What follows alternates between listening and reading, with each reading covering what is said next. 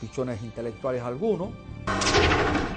Roberto Bismarck fue capitán del ejército rebelde, miembro del Segundo Frente Nacional del Escambray, participó en el primer encuentro conocido como el Pacto o Reunión del Pedrero. Fuimos a la reunión aquella, una reunión que tuvo lugar en el Pedrero, una zona del campamento de nosotros, y allí lo conocimos. Lo conocimos como podíamos conocer a cualquier otro. Y estuvimos conversando quizá un periodo, quizá de unas 4 o 5 horas. Ese fue el contacto mío y de nosotros con este personaje. Pensamos que este hombre no tenía ninguna intención idealista ni remotamente. Por ejemplo, un hecho que resultó bastante chocante para mi persona. Hubo una pequeña operación militar, en la cual se logró apresar algunas personas, algunos de ellos guajiros, que supuestamente habían estado colaborando. A mí no me contaba, pero eso era lo que se le adjudicaba, con el régimen de Batista. En forma arbitraria, yo fui testigo de que el Che Guevara dijo que a esa gente, como eran unos colaboradores de la llamada dictadura, había que castigarlo con la muerte. Y sin juicio previo, incluso contra la protesta, no vamos a decir protesta, contra el juicio de nosotros de que no debía de acelerarse un tipo de acción en ese momento porque no habían garantía para la persona que supuestamente estaban acusadas. El Che Guevara dijo que no, que eso había que matarlos. Y a 2 de ellos fui testigo inicial de que con su pistola los mató. Ernesto Guevara subestimó a los miembros del Segundo Frente Nacional del Escambray que combatían en la zona central de la isla y no aceptó la autoridad de los comandantes que combatían en esa región montañosa. Al entrar el Che Guevara a la provincia de Las Villas, por la parte noroeste de Banao, nos encontramos con él allá, que él estaba acampado con miembros del directorio revolucionario, con el comandante Cubela. Elías Nazario fue capitán del ejército rebelde, miembro del Segundo Frente Nacional del Escambray y ayudante personal del comandante de la revolución, Jesús Carrera Sayas.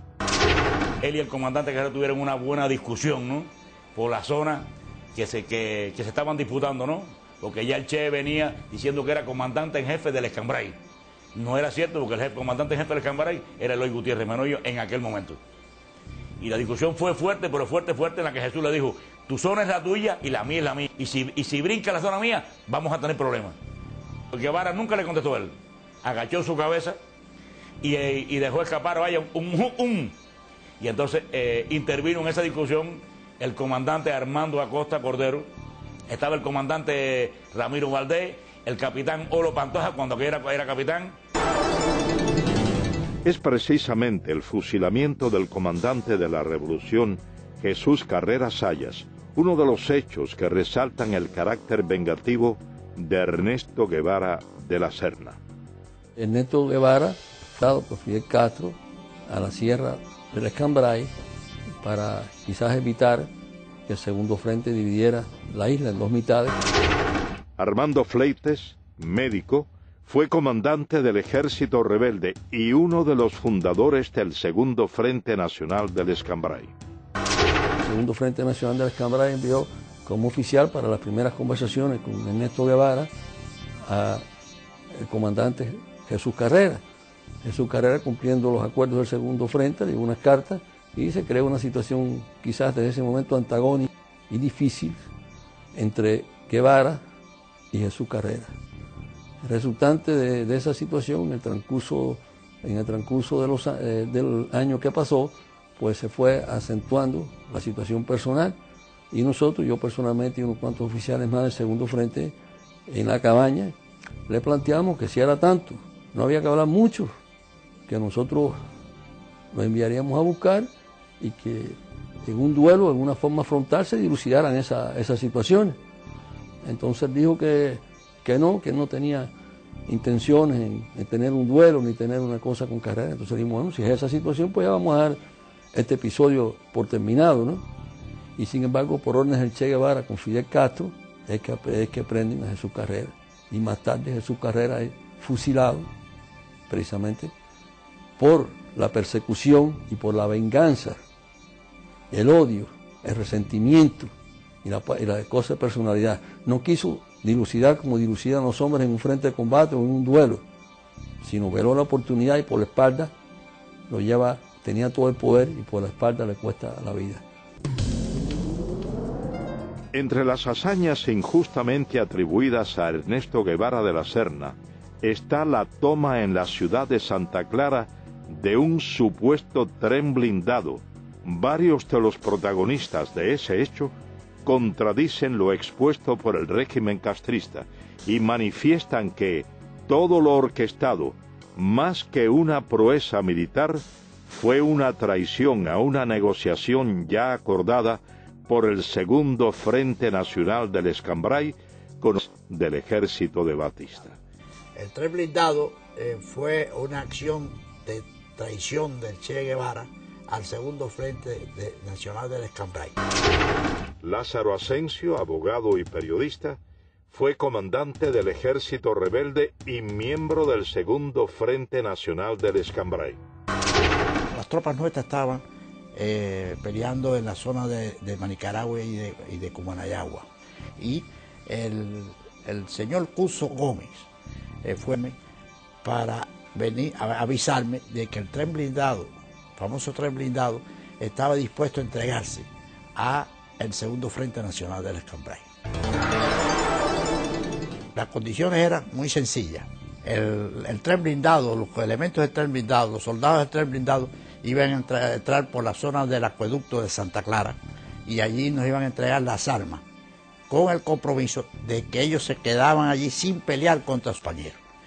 Pero por filtraciones que sucedieron, el Che se entera de esa posibilidad y entonces, ¿qué es lo que hacen ellos? Atacan al tren blindado antes que darle la oportunidad que el tren blindado se entregara a nosotros y ahí se produce el ataque de Santa Clara.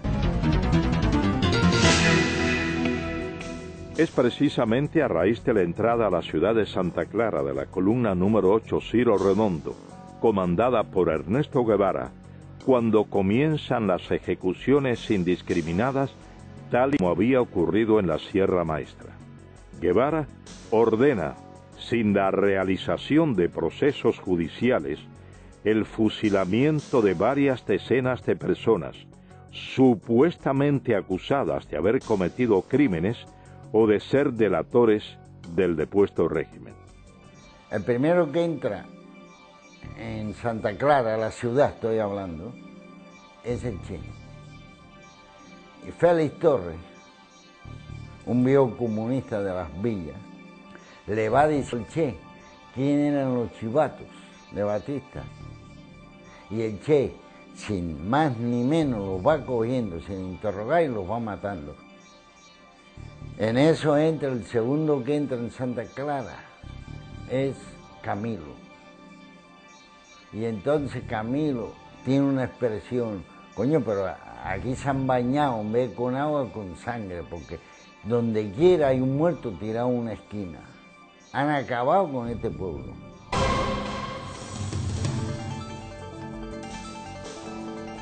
Triunfa la Revolución Cubana. Ernesto Guevara es nombrado jefe de la fortaleza militar de La Cabaña. Guevara lanza un feroz operativo contra todos los militares del depuesto régimen. Se crea la llamada Comisión Depuradora. Estuve trabajando en la fortaleza de La Cabaña a las órdenes de Ernesto Che Guevara, que era el jefe militar de esa fortaleza. Napoleón Vilaboa había sido miembro del movimiento 26 de julio. En enero de 1959 comenzó a trabajar en la llamada Comisión Depuradora en la fortaleza de La Cabaña, bajo las órdenes de Ernesto Guevara. La Comisión Depuradora es un organismo que se crea, lo crea el gobierno de Fidel Castro con el pretexto de depurar las Fuerzas Armadas en Cuba. Claro, el fin de esto era implantar el terror revolucionario en Cuba mediante los fusilamientos.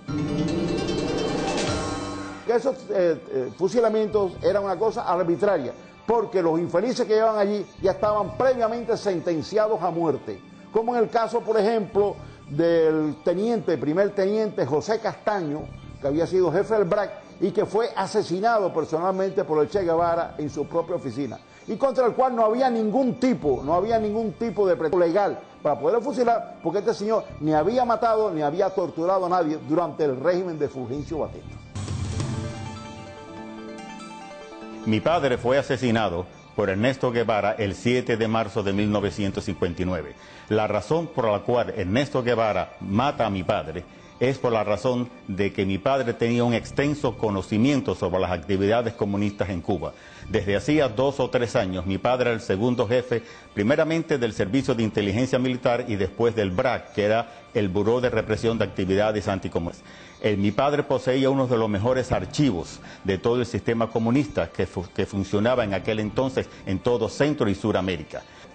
Las condiciones en las que fue asesinado, él estaba preso en la cabaña desde hacía aproximadamente 3 meses, y cuando llegó el juicio, que se hizo el 6 de marzo, se hizo un juicio que prácticamente no tenía sentido. El tribunal lo sentenció a muerte aproximadamente a medianoche, y entonces se hizo una evaluación del caso de Castaño y se mandó una, podemos decir, una comisión para que se hablara con Fidel Castro en ese momento para que no se matara al teniente Castaño, ya que el teniente Castaño no tenía ningún muerto ni ninguna persona que haya sido herida o maltratada por él. Cuando Fidel se comunicó con Ernesto Guevara le dijo que ya era muy tarde, que la orden ya había sido hecha por él, y él en su despacho primeramente lo interrogó, lo maltrataron físicamente, y como no se podían poner de acuerdo de ninguna forma, el Che Guevara, dándole una vuelta a la oficina con su pistola, le dio 2 balazos en la cabeza. A Ernesto Guevara se le atribuye el fusilamiento de varios centenares de hombres, en su mayoría miembros del antiguo régimen, durante los aproximadamente 4 meses